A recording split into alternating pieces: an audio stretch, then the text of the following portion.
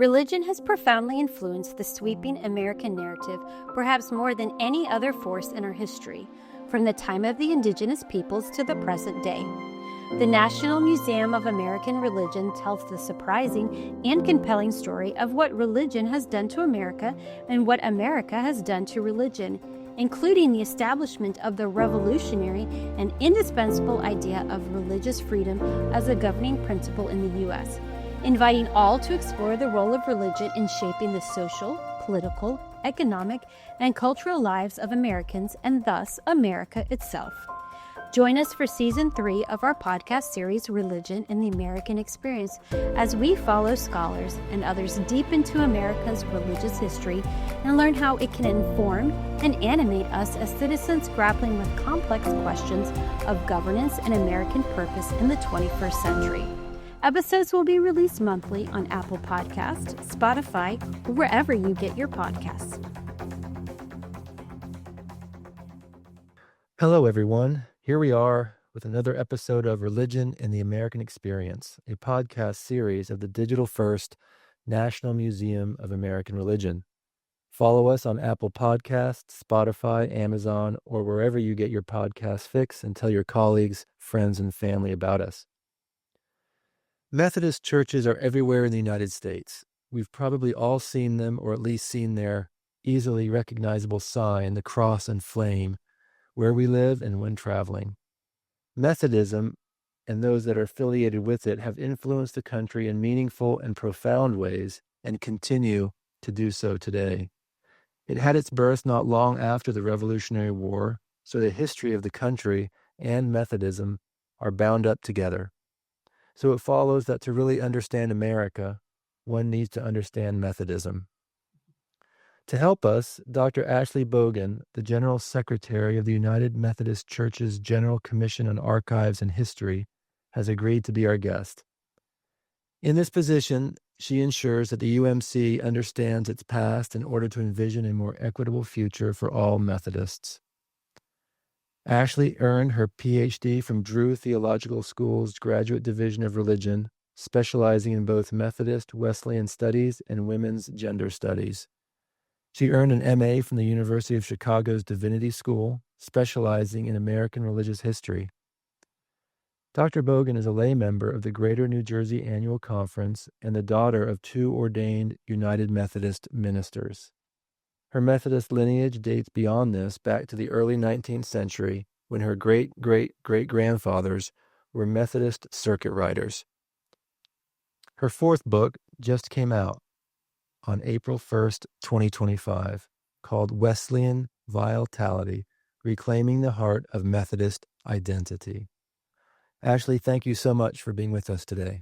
Thank you for having me. First, Ashely, can you give our listeners a brief history of Methodism before it came to the United States? Yes. So Methodism began in England. Our founder is normally credited as John Wesley. Charles Wesley, his brother, deserves credit too. So the two Wesley brothers, they were both ordained clergy persons within the Church of England, and sought to begin a reform movement within the Church of England that would essentially get the Church of England kind of back to its missional roots, or reform it back towards a more outward-facing church. So I always say that kind of Methodism began around 1739 is when I put it. Other Methodist historians probably put it a little earlier. But in 1739, on April 2nd, 1739, John Wesley kind of famously preaches out in the fields for the first time. And for me, that is when the Methodist movement begins to take shape and kind of coalesces into this movement that is going to challenge both institutional in terms of state and church and state laws and norms. And so John Wesley breaks the rules of church and state and goes out and preaches to the fields and tells a bunch of coal miners and their families that they too are worthy of God's love. And in doing this, he writes in his journal that this action was him submitting to be more vile. And so the latest book that I've written is Wesleyan Vitality, and it's looking at how that submission to be more vile is really at the heart of who we are. We are people who break the norms and the standards of church and society in order to take the love of God to the people on the outskirts, the most outcast in society who need to hear it most. Okay, that's a great short history of Methodism. Very helpful, I'm sure, to all of our listeners. So that really places it for us in the religious landscape super well. So now let's go across the Atlantic. How and when did Methodism get its start in the United States? That is one of those questions that has multiple answers depending on who you ask. Okay. So John Wesley came to the British colonies, particularly the colony of Georgia in the 1730s for 2 years. So you see, if you're in and around Savannah, Georgia, and kind of other coastal parts of Georgia, you may see some really old kind of Wesley stuff. But that was really kind of a failed missionary endeavor. Historians argue about whether or not that had any lasting impact on Methodism moving forward in America. Others place the beginning of Methodism in America in the 1760s. And that's predominantly through Irish immigrants coming over from Ireland and settling in two parts of the colonies. So one was in and around kind of Maryland and Delaware.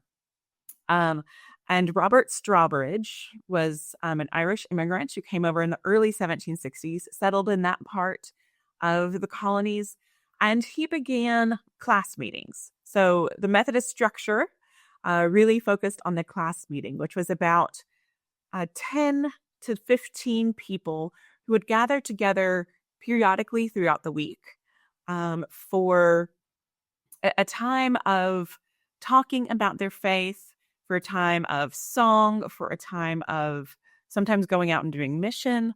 But the class meeting was the most replicable part of Methodism.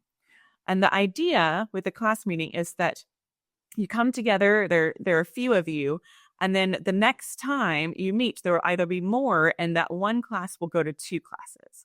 And so it spreads really quickly. So Robert Strawbridge begins arguably the first Methodist class meeting about 1763 in and around Delaware and or Maryland. And the classes replicate from there. My preferred origin story is a little more drama to it. And it is also Irish immigrants who come over and settle in what is now Lower Manhattan. This group was predominantly led by Barbara Heck and Philip Embury. So Philip Embury had also been a Methodist minister in Ireland and comes over with his cousin, Barbara, and they settle in this space of Lower Manhattan. And then a couple years pass, and Philip Embury had kind of given up being a preacher, and he went back to being a carpenter. But one evening, Barbara Heck comes down to the parlor. They shared a home. She comes to the parlor and sees Philip Embury with a group of friends doing what she called the unthinkable. They were playing cards. And so she gathers up all of the cards into her apron, throws them in the fire, and looks at Philip and says, "You will start a class meeting." And so Methodist, about 10 days later, he had, again, arguably the first Methodist class meeting on October 12th, about 1765. And that class meeting quickly grew and outgrew the Embury Hall. They then went and rented a sailing loft, kind of a place where they built sailboats, and met there, quickly outgrew that, and then built Wesley Chapel, which is now John Street United Methodist Church in Lower Manhattan. Okay. So I wrongly said, when did it come to the United States? It came before it was the United States. It came when we were, just colonies of Great Britain. Okay, so it came to an American religious landscape that looked like what? So they started very, very small, right? Just 2, 4, 6 people. What was the American religious landscape looking like when they started?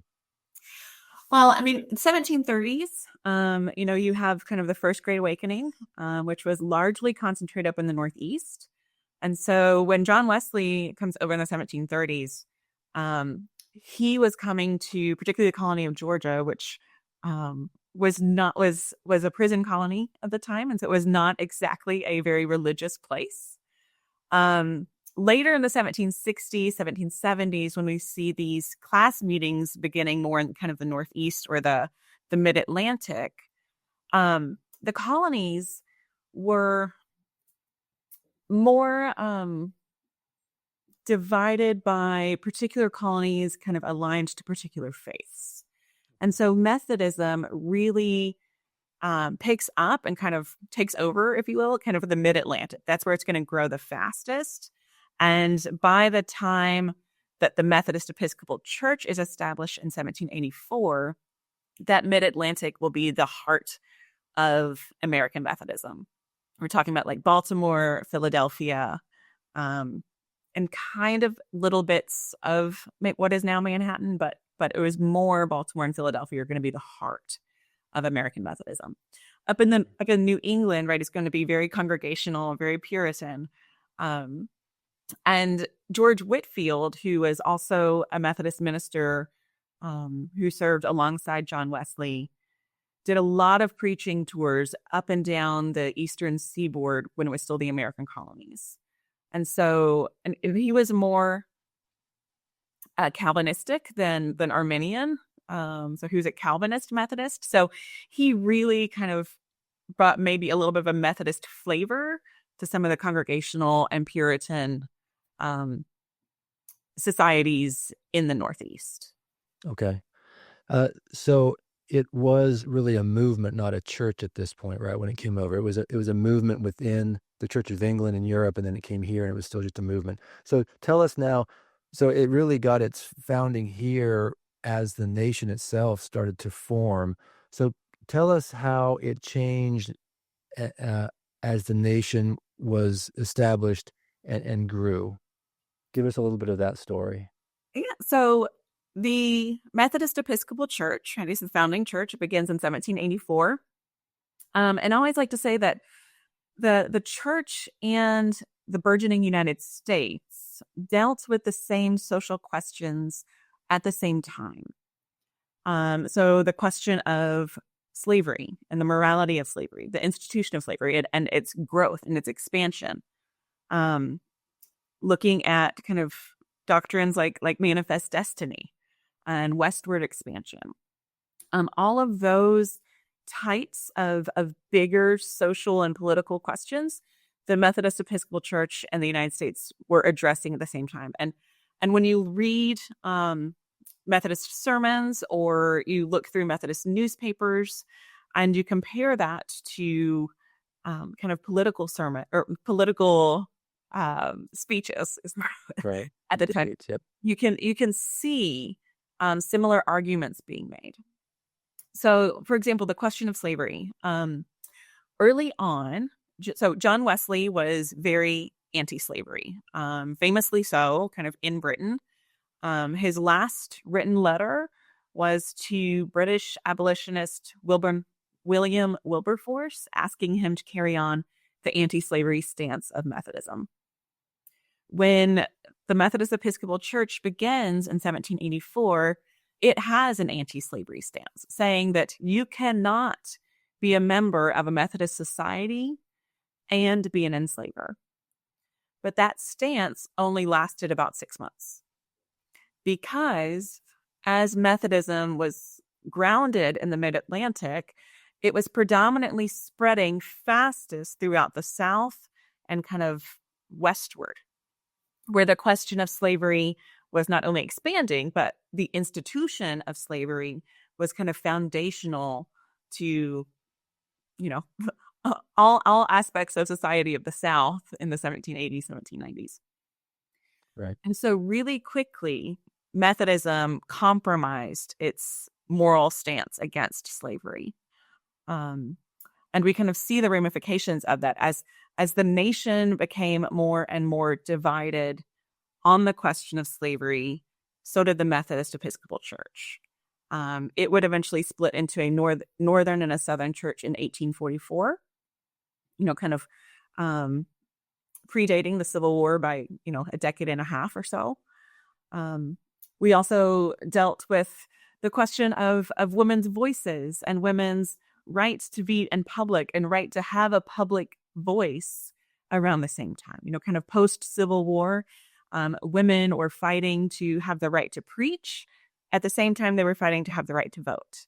And when you look at a lot of kind of the famous speeches of suffragettes, a lot of those women were Methodist.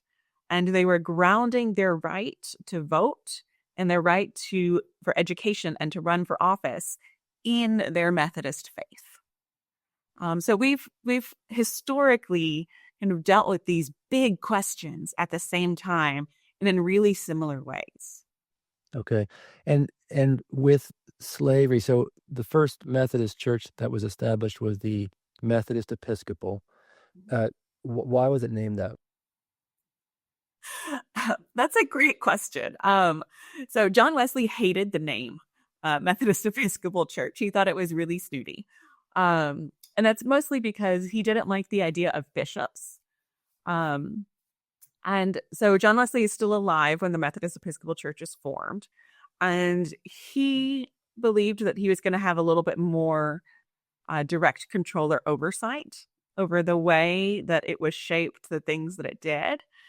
But when John Wesley kind of ordained Richard Watcote and Thomas Bassey and Thomas Coke and sent them to the United States to form the Methodist Episcopal Church, he sent them with a stack of papers and books and blessed the founding of the church in America. It was at the Christmas conference in 1784 in Baltimore where the church is founded and kind of comes up with the name Methodist Episcopal Church. But it's Episcopal, kind of trying to link back to the Episcopal lineage going all the way back to the early church fathers, Okay. Which is kind of ironic because Wesley didn't have the actual power to ordain folks. And so he actually breaks apostolic succession when he ordains people. And so it's an interesting kind of Okay. So what you talked about the split over slavery. What roles did Methodism and Methodists play in the Civil War? Any stories there? Any particular things we need to know? So in the Civil War, Bishop Matthew Simpson was a pretty famous abolitionist, and he was actually the religious advisor to Abraham Lincoln. And so in our archives, we actually have some exchanges between Lincoln and Bishop Simpson that show that Bishop Simpson was kind of pivotal in advising Lincoln on the Emancipation Proclamation and things like that. So in terms of kind of an advisory role directly to the government, we were very pivotal. Methodists, both North and South, fought on both sides of the Civil War. There were a lot of Methodist chaplains, and Methodist women kind of after the war, particularly in the South, are very involved in kind of the post-Civil War ideology of the South and kind of memorializing Confederate soldiers. And so that's an interesting piece of our history that we've begun to start to name and hold ourselves accountable for, is that a lot of kind of Confederate soldiers and memorials that were made to them, 30, 40 years after the war, Methodist women were heavily involved in erecting those. Okay. How many, so between 1784 or the beginnings of the country and this outbreak of the Civil War, how large did the Methodist Church grow? I mean, what are the members? How many members did you have at the outbreak of the Civil War? Ooh. I'd have to look up the actual data statistics, but I mean, Methodism grew exponentially kind of in that 80-year period from, a few thousand to a few million by the Civil War.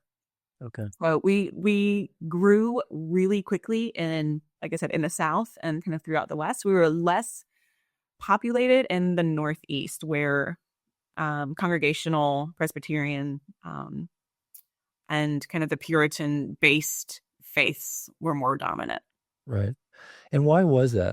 Why did you grow so quickly? So I think some of it is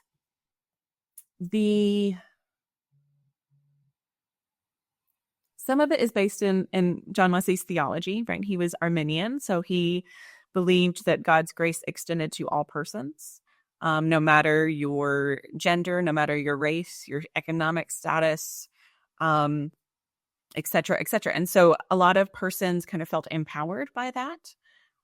John Wesley was one of the first people to let women preach. And so many women and many persons of color, particularly enslaved persons throughout the South, found empowerment through the Methodist faith, because it not only told them that they were worthy of God's love, but also kind of gave them an opportunity to have some sense of authority, at least within the class meeting or within the Methodist society, that American society was not affording them. And so within this Methodist context, they found a voice. The African Methodist Episcopal Church kind of has one of the first female preachers by 1811. Her name was Dorina Lee, and she has an amazing story, kind of birthed and raised within the African Methodist Episcopal Church.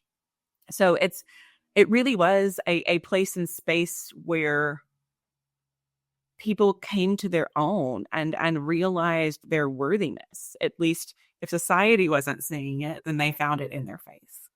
Right. I read somewhere that Baptists and Methodists during that period in our nation's history grew very, very fast, because as the nation pushed westward, their leaders didn't have to be educated, that didn't have to be deemed officially ministers of the faith, so that was then made it very easy for those churches to spread. You didn't have to wait, right, for ordained and educated ministers to come. Is that accurate? Yes, it is. So early Methodist circuit riders, right, were largely male teenagers on a horse who were given a map and a route, and that route would be about 300 miles. And they were told, all right, here's your horse, here's a couple Bibles, here's a bag to collect any offerings that you can. And they would set out.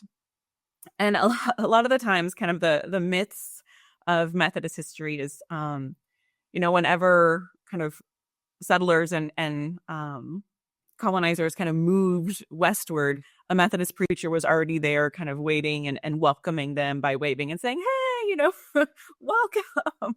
Right. But yeah, circuit riders traveled constantly. They typically were not married. They typically were young, pretty uneducated. And they had the task of going out and relied upon knocking on people's doors and being provided with shelter and with food. And while they were staying with people, they would kind of try to convert them to the Methodist faith. And if the person or the family was willing, they would add their house to their circuit, and they would say, okay, I'm going to be back in 3 months to check on you. And I want you, when I come back, to have some of your neighbors over. And that's how Methodism grew, was just young men on horses traveling constantly, doing these giant circuits and asking people, next time I'm in town, bring your friends. And so, you now have like Brown's United Methodist Church or, Smith's United Methodist Church. And those go back to, in the early 1810s, a circuit rider encountered either the Brown or the Smith family, and it was their house that kind of birthed these churches. Wow, that's fascinating. Yeah. Okay, Let's move on to so post-Civil War. Um, and then let's go into the early 20th century, I guess. How did Methodism react to the modern world then, right? In the early 20th century, including the modernism, fundamentalism controversy that split a lot of religious people and organizations, and the progressive era. What do we know? So, I always say that kind of when the Methodist Episcopal Church divided into a northern and a southern church, after the Civil War, they started talking about coming back together. And it's one of those things where you read in history and you're like, oh man, this reads so, it doesn't reflect well upon us. But it was assumed that, with the Emancipation Proclamation and the end of slavery, that quote unquote, the race problem was fixed. And so the thing that divided the Methodist Episcopal Church was no longer a quote unquote thing. And so they started talking about coming together.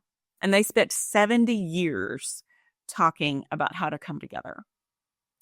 And the thing that they rarely talked about was the reason that they actually split is related to that modernist fundamentalist division that only gets exponentially more divisive kind of with the rise of German biblical criticism and the rise of progressive Christianity. And so typically the Northern Church, that is where a majority of the seminaries were. That is where a majority of the educated clergy were coming from. The Southern Church is where a lot of the uneducated clergy were. It tended to be more rural. It tended to be more focused on kind of revivals and less on kind of building brick churches. And so we start to see this division become more and more concrete as the 19th century progresses. And by the early 20th century, Boston School of Theology, which is a Methodist school, begins to develop the theology of personalism, which is really a progressive idea about kind of the worthiness of each individual person and kind of how we individually approach not only our own faith, but God, and how we can make an impact within society. It's really kind of tied closely to the social gospel movement in certain ways. And so Bostonian personalism starts becoming a norm within northern seminaries. And it takes a while for that to make its way south. One of the other kind of big things that we see in this early era is Methodists begin to respond to social inequities, particularly in the North, as we see the rise of factories and the beginning of the capitalist system that as we know it today. Methodists Methodists write what is called the Social Creed. And that Social Creed would eventually be adopted by the Federal Council of Churches and by all iterations of Methodism that existed in American society at that time. But it's written in 1907, adopted by the 1908 General Conference of the Methodist Episcopal Church, and then by the 1908 Federal Council of Churches. And the Social Creed essentially critiqued labor laws. It called for the abolition of child labor. It called for protection of the worker. It called for a fair wage, like a living wage. It called for the idea of a weekend, the idea for people to have the Sabbath off. It called for protections, particularly for women workers as well. And so we see them getting involved a lot more directly and in a more organized way in seeking to bring equity and rights, protective rights to different social institutions. They also, and this is a little bit more in the South, get really involved in prohibition and kind of the fight for prohibition.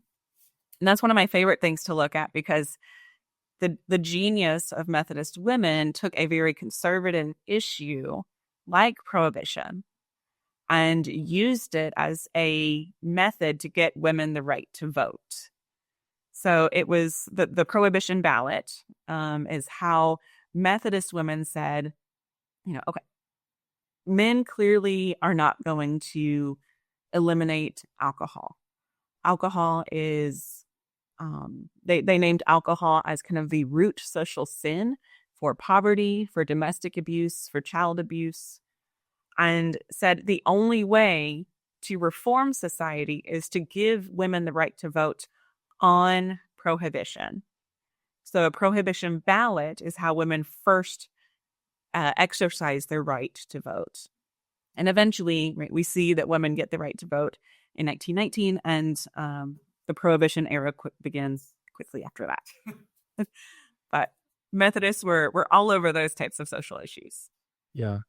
So there seems to be, so the split didn't really mend. The split over slavery, right, is what you were saying. One of the things you said. Is that true? So the Northern and Southern churches did come back together in 1939, along with the Methodist Protestants. And in 1939, they formed the Methodist Church. But I always say that is an institutional merger. It was not a theological unification or a theological coming back together. If any of the listeners are familiar with the United Methodist Church right now, we just kind of went through a disaffiliation process that has roots back in things that we never talked about in 1939. Right? We never talked about the different ways that Methodists, particularly in the North and South, understood and approached Scripture, either around the issue of race, or more recently around kind of sexuality and gender. So we never sat down and had those hard conversations about what are our theological differences. How do we as Methodists understand and approach Scripture in a Wesleyan way? And those are conversations we still really haven't had today. But in 1939, because other Protestant denominations had divided into a fundamental and a progressive wing, right? It happens with the Presbyterians, Baptists, Lutherans. Methodists saw a chance to come back together and be the biggest, and therefore the most powerful. And so in 39, despite still having theological difference, they came back together because they wanted power. And they got it. So that's interesting. During this modernism, fundamentalism split that affected so many, it had the opposite effect with the Methodists, or at least they didn't do that. They consciously came together and didn't allow that. They didn't necessarily, as you say, figure it out, right, theologically, but institutionally they merged. Theologically, they definitely were still split. Okay. All right. So tell us then what happened. So you emphasize that they got power in 39. So tell us what happened. How did Methodism and Methodists interact with U.S. history 39 onwards? What are some of the big stories, including World War II, post-World War II, civil rights? So Methodists historically have been pretty pacifist. So World War II, it took a while for the Methodist Church to support the war. I think it was about 2.5 years after Pearl Harbor before they really were okay. I think even kind of praying for the war. But there are some pretty interesting pieces when it comes to World War II. The bishops at the time, I think it was in 1940 or so pretty early on, declared that they were going to raise $1 million in one day by kind of going to Methodists and making that request. They didn't do it. $1 million back in like 1940 equates to about $20 million today. So they were not successful, but they established some some organizations kind of with that call and that hope to raise that money that still exist. One was the Committee on Overseas Relief, which now exists as the United Methodist Committee on Relief, or UMCOR, and it's still our natural disaster and humanitarian response group. Methodists kind of in 1940s, 1950s become supporters of the founding of the United Nations, and kind of one of the first meetings that established the United Nations happened at a Methodist church, I believe in San Francisco. By the 1950s, there are more Methodist churches than there are post offices. And so that just talks to the growth and the presence of Methodism kind of in the United States. Methodists during that time, kind of in getting into the 50s and 60s, both marched with Martin Luther King and kind of helped the KKK come back in the 1960s. And so we had Methodists of various ilk, various social stances, various political views, but Methodists were seemingly everywhere. In the 50s and 60s. By the 50s and 60s. Yeah. How many members by that time? Do you happen to know approximately? Within the United States, I'd probably say that might be our peak in the U.S., so probably about 5 or 6 million. Okay. Very interesting. What about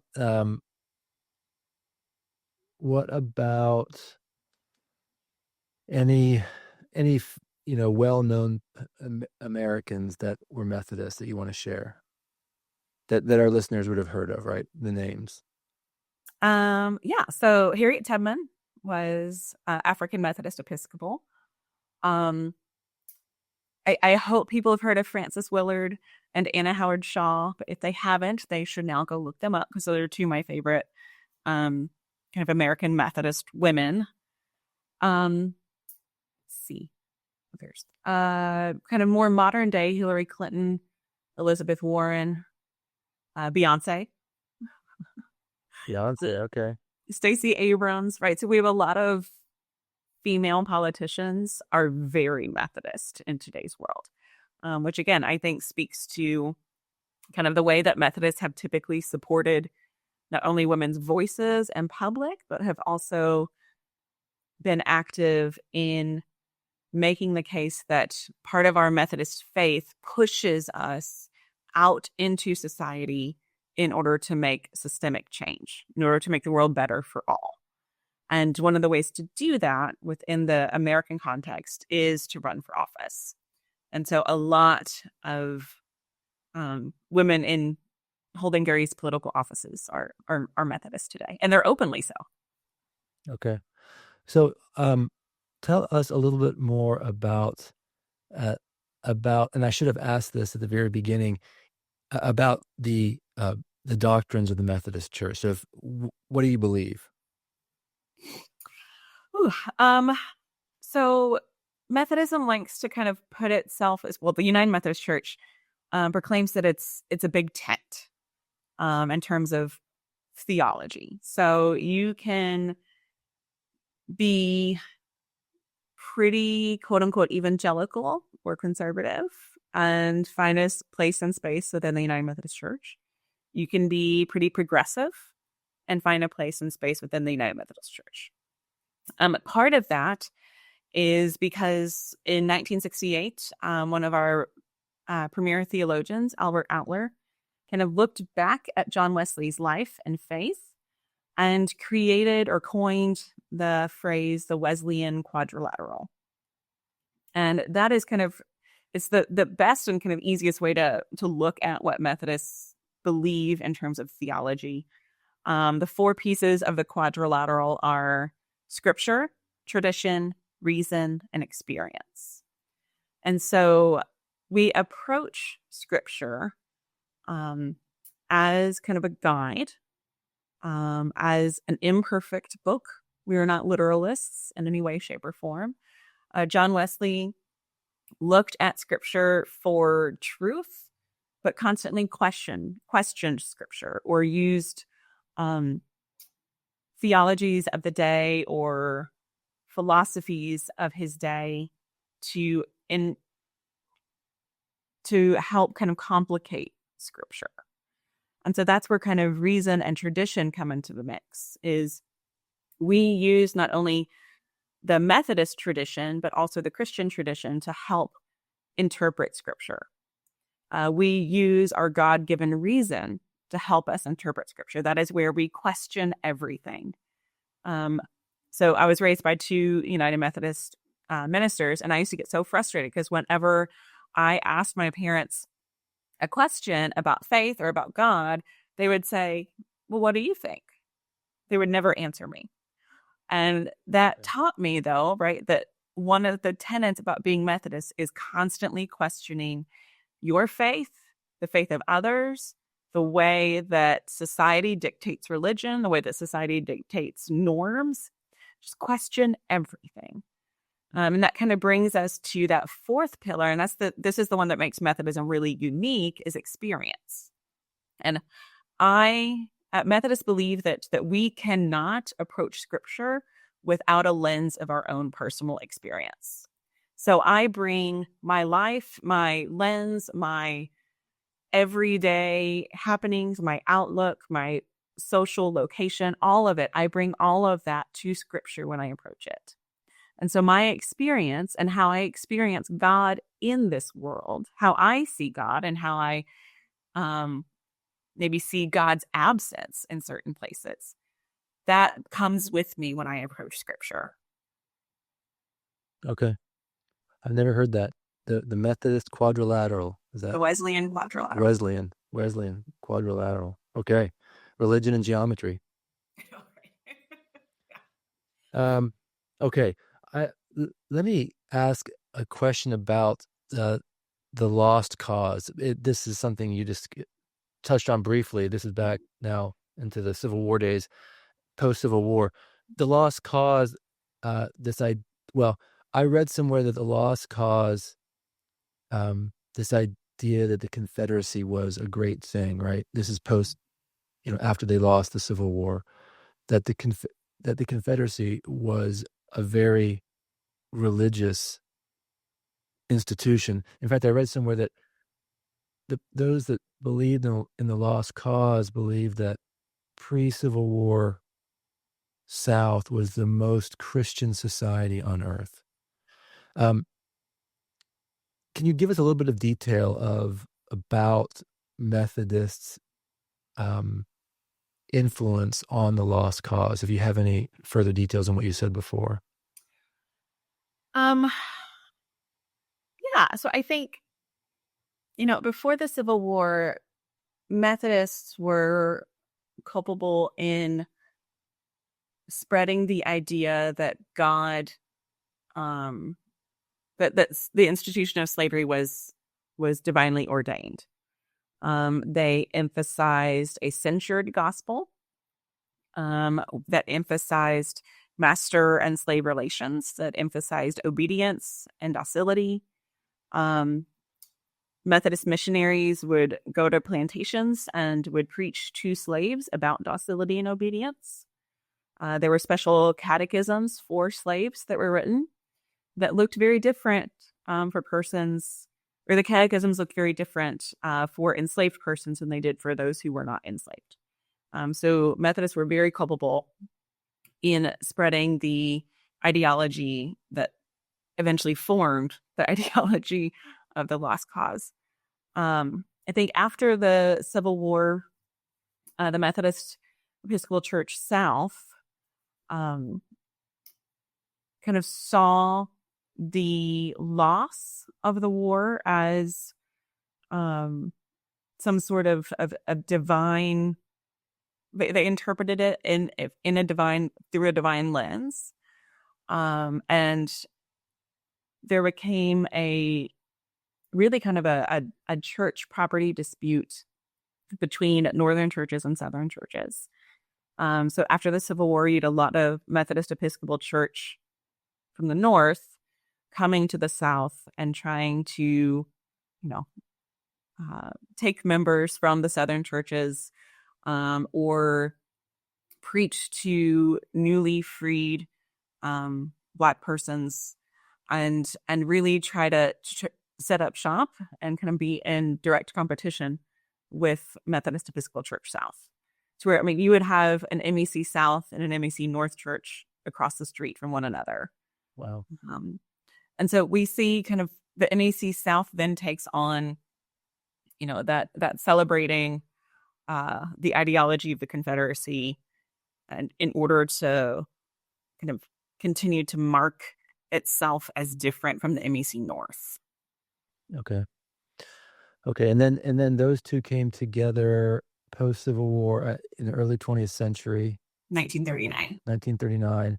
And what was the name then of the church in 1939? The Methodist Church. And now there's also, tell us the story about the UMC. There's different names, and I don't think I have them straight, but I'm sure our listeners don't.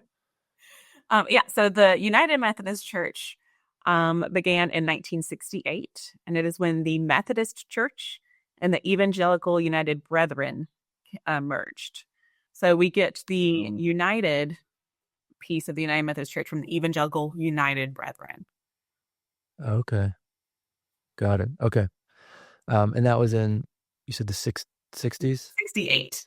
Okay. And that became UMC. The United Methodist Church. And that was a very volatile time in American history. What did some of that, I'm sure some of what was going on, push them together? Was there anything particular that I don't have any I haven't read of any kind of social things that pushed them together. I know the faiths had been talking about coming together for a lot of the 20th century.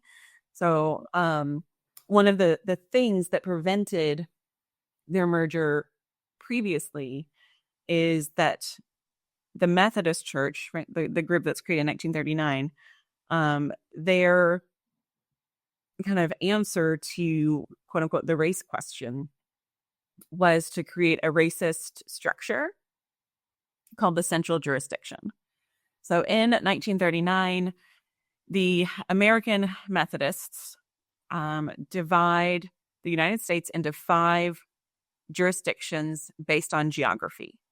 And all white Methodists were divided by geographic regions. So if you lived in the Southeast, you were the Southeast jurisdiction. We still have the jurisdictional system today. In 1939, though, if you were a Black Methodist or a Methodist of color, you were put into the central jurisdiction, no matter your geographic location. So if you are a Black Methodist in Georgia, in Oregon, or in New York, you were a part of the central jurisdiction.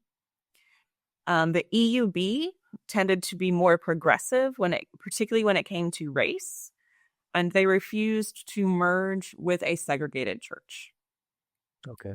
So in the early to mid 1950s, Methodists kind of create a loophole to begin to dissolve the central jurisdiction. In 1968, the jurisdictions are officially dissolved on paper with the merger. That was part of the deal. The EUB said, we will only merge with you if you dissolve the central jurisdiction. And so that is what really enforced and led to the dissolution of it.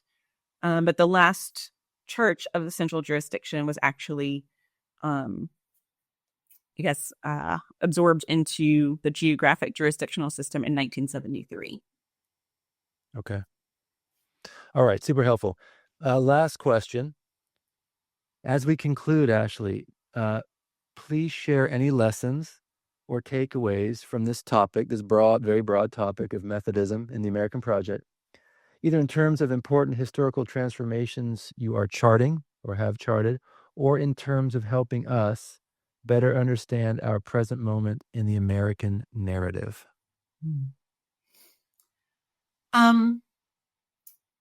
So for me, the story of American Methodism is a story of conversations that Americans have been having. So as a big tent, quote unquote, big tent denomination, right, that is capable of holding membership to both President George W. Bush and Hillary Clinton, right? So people who are very opposite on the political spectrum. When you look at the membership and the trends and the history of American Methodism, you can see, and it's a great lens through which to examine the way that one particular Protestant denomination has discussed any and every social issue, from slavery to sexuality to gender and women's rights to LGBTQ plus rights to ecology and kind of care of God's creation to capitalism. And how do we spend money? How do we kind of critique and are creators of a capitalist structure, to missionaries and kind of the idea of manifest destiny alongside decolonial history. So Methodists have always been kind of at the extremes of American society. And so it really does kind of create this really cool lens to say that, these persons allegedly, right, are of the same faith and yet present themselves and their place in society and the place of others in society in very different locations. So for me, that's one of the things that I do most in my work is I spend a lot of time looking at gender and sexuality and looking at how Methodists have been either for or against eugenics, for or against birth control, for or against women's bodily autonomy, et cetera, et cetera. So it's a really cool place to look at just kind of binaries, political and social binaries, I think. Yeah. Okay, well, thank you. You have the last word. We have been talking with Dr. Ashely Boggan, the General Secretary of the United Methodist Church's General Commission on Archives and History. Listeners, please follow us on Apple Podcasts, Spotify, Amazon, or wherever you get your podcasts. And if you enjoyed this episode, we'd appreciate a review. Ashely, thank you so much for being with us and helping us comprehend the American Project better by understanding Methodism and its impact. It was very informative and enlightening, and I hope you enjoyed the time with us as well. I did. Thank you. The podcast series Religion in the American Experience is a project of the National Museum of American Religion. Episodes will be released monthly on Apple Podcast, Spotify, or wherever you get your podcasts.